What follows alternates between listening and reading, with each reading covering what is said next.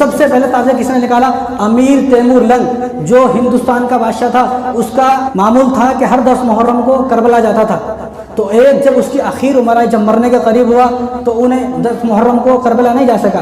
جب 10 محرم کو کربلا نہیں گیا تو اس کو بڑا احساس ہوا، بڑا افسوس ہوا۔ تو اس نے لوگوں سے کہا 10 محرم تو ایسا چلا جائے گا کہ اس 10 محرم کو تو میں نہیں گیا، میں کیا کروں؟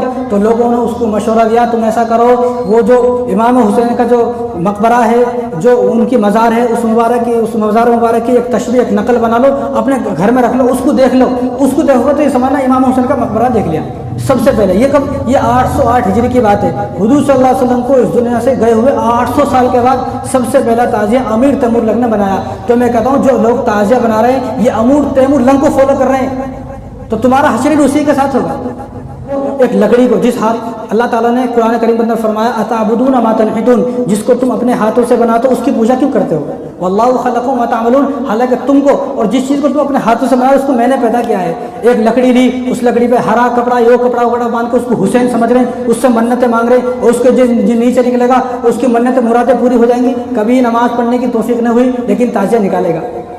یہ کیسی عجیب سی بات ہے۔ مطلب امام حسین کو بھی کتنا برا لگتا ہوگا کہ ایک لکڑی کو امام حسین سمجھ رہے ہیں، ایک کپڑے کو امام حسین سمجھ رہے، ایک کاغذ کے پکڑے اس کو امام حسین سمجھ رہے۔ اور میں تو یہ کہتا ہوں کہ تعزیہ میں اور گنیش میں کوئی فرق نہیں ہے۔ گنیش کے واسطے بھی چندہ ہوتا ہے، تعزیہ کے واسطے بھی چندہ ہوتا ہے۔ گنیش کو بھی اٹھا کر لے جا کے پانی میں ڈالتے ہیں، تعزیہ کو بھی اٹھا کر لے جا کے پانی میں ڈالتے ہیں۔ کل تک جس کو حسین سمجھا، کل تک جس کو منتیں مانی، کل تک جس کو جو ہے اس کو پوجا کیا، اس کے نیچے سے نکلا اتنی منتیں مانگی، آج اسی تعزیہ کو لے جا کر تو نے پانی میں پھینک دیا ہے۔ یہ کیا ہوا بھائی؟ اگر ہمارے والد صاحب ہے کوئی تو اپنے والد صاحب کو دھکا دے کر پانی میں پھینکے گا؟ اب ہمارے والد صاحب سے بڑا مقام امام حسین کا ہے، تو جس کو امام حسین سمجھے اس کو پانی میں ڈال کے آئے۔ یہاں پانی میں پاخانہ ہے، پیشاب ہے، خنزیر پھرتے ہیں پانی میں، ایسے گندے پانی میں اس تعزیہ کو ڈال کے آئے جس کو کل تک امام حسین سمجھ رہے تھے۔ تو امام حسین کو کتنی تکلیف ہوتی ہوگی کہ ایک لکڑی کو امام حسین سمجھ رہے، ایک لکڑی کو۔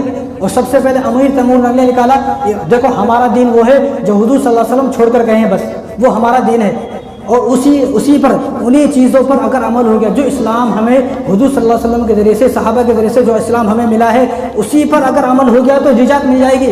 باقی باتیں ایڈ کرنے کی ضرورت نہیں ہے۔ عجیب سی باتیں، اتنی ساری باتیں بتائی تو وقت نہیں رہتا ہے، اور وہ اس کو حاضری آ گئی، کیا ہوا اس کے اندر امام حسین آ گئے۔ جو آدمی کبھی مسجد میں نہیں آیا اس کے اندر امام حسین کیسے آ گئے بھائی؟ اور امام حسین اگر آئیں گے تو سیدوں کے اندر آئیں گے بھائی، اور جنت سے کوئی آدمی واپس نہیں آتا ہے۔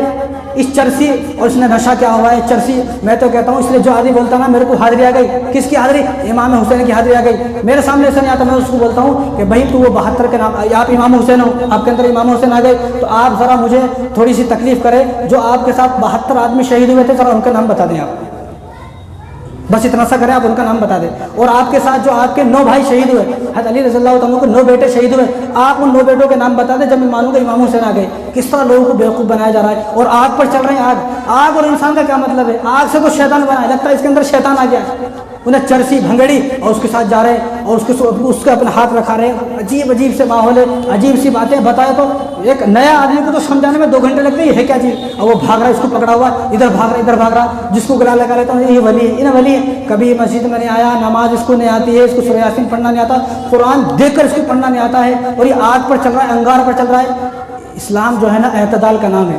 اسلام ایسا سخت مذہب نہیں ہے کہ آگ پر دوڑائے، اور اسلام بھائی نماز پڑھ کر اللہ سے دعا کرے، کتنی منت مانگنا آپ کو، روزے رکھ کے منت مانگے، قرآن پڑھ کے منت مانگے، اور مسجد میں آ کے دعا کر کے منت مانگے، کیسی منت ہے؟ ایک آدمی شرابی ہے، کبابی ہے، نماز پڑھ کے اس کو زمانہ ہو گیا، نماز نہیں پڑھا ہے، نہیں انہیں ولی ہے، آگ پر انگار پر جل رہا ہے، انہیں اس کے اندر حسین آ گئے۔ عجیب سی بات ہے، یہ مشرک و عقیدہ ہے۔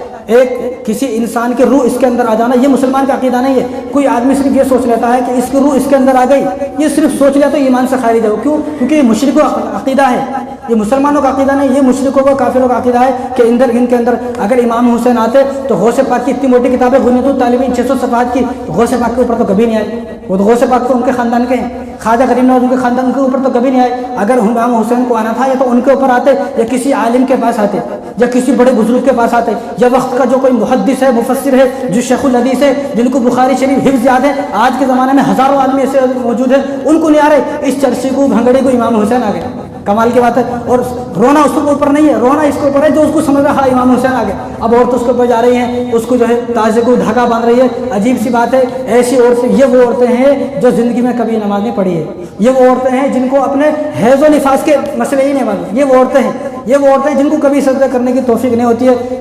इमाम अहमद रज़ा ख़ां बरेलवी ने और तमाम मक्तब फ़िक्र के लोगों ने लिखा है कि सब चीज़ नाजायज़ हराम है। और इमाम अहमद रज़ा ख़ां बरेलवी ने तो अपने इरफान शरीर किताब उसमें लिखा है कि ताज़िए को देखना भी हराम है, ताज़िए को देखना भी हराम है। जिस चीज़ को देखना भी हराम है उससे मन्नत मांगना और उसके ऊपर जो पूजना पतरी करना, ये सब कैसे इस्लाम में जायज़ हो जाएगा।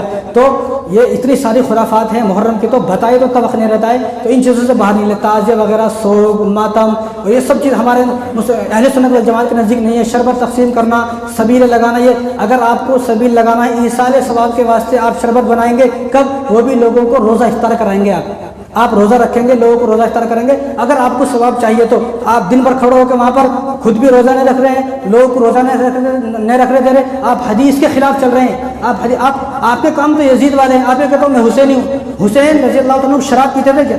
हुसैन रज़ी अल्लाह तआला नमाज छोड़ते थे क्या? आप बेनमाजी थे, आप शराब पीते थे, माज़अल्लाह कैसी बात। ये तो यजीद शराब पीता था, वालिदैन का नाफरमान तुम हो।